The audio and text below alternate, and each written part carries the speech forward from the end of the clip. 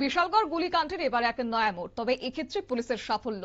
অভিযুক্ত মাস্টারমাইন্ড রণবীর দেবনাথকে জিজ্ঞাসাবাদ করার পর একের পর এক চাঞ্চল্যকর তথ্য সামনে আসছে। পুলিশ সূত্রে যে খবর, রণবীর দেবনাথের দেওয়া তথ্যের ভিত্তিতে প্রথমে দুটি পিস্তল এবং ম্যাগাজিন সহ আরও এক যুবককে আটক করা হয়। এরপর রাতে অভিযুক্তকে সঙ্গে নিয়ে অভিযান চালিয়েছে পুলিশ।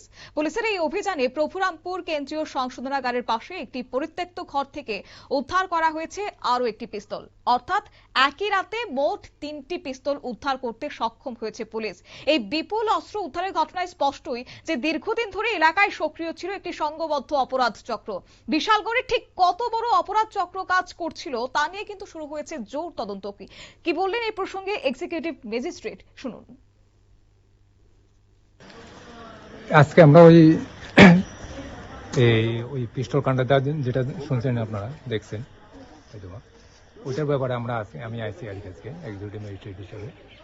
আমরা একটা জায়গা থেকে 2টা পিস্তল উদ্ধার করা হয়েছে, এটা রাবার বাগান থেকে, আর একটা জেলখানার সামনের থেকে আরেকটা পিস্তল, মানে টোটাল 3টা পিস্তল উদ্ধার করা হয়েছে। আমরা পুলিশ আসলো, সবাই আসলো, ওই সঙ্গে যে পিস্তল রাখা আসলো সেও আসলো, ওই দেখাইছে আমরা, যার ফলে ওইখান থেকে ওই জায়গা থেকে আমরা মোড়াবাড়ি ওইখান থেকে উদ্ধার করা হয়েছে। আপনারা শুনলেন ওনার বক্তব্য। অর্থাৎ বহুল চর্চিত বিশালগড়ের এই গুলিকাণ্ড, পুলিশের দাবি হচ্ছে ধৃতদের জিজ্ঞাসাবাদ চালিয়ে আরো গুরুত্বপূর্ণ তথ্য সামনে আসতে পারে।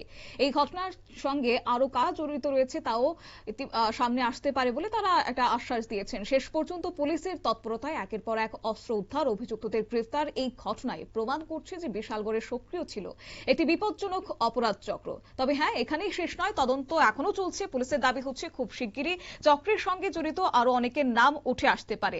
সাধারণ মানুষের নিরাপত্তা নিশ্চিত করতে প্রশাসন আরো কড়া পদক্ষেপ নিচ্ছে, এমনটাই আশ্বাস। বিশালগড়ের এই গুলিকাণ্ড এখন শুধু একটি ঘটনা নয়, বরং আইনের চোখে একটা অপরাধের বিরুদ্ধে কঠোর বার্তা। নিয়ে নিচ্ছি ছোট্ট একটি বিজ্ঞাপন বিরতির, সঙ্গে থাকুন।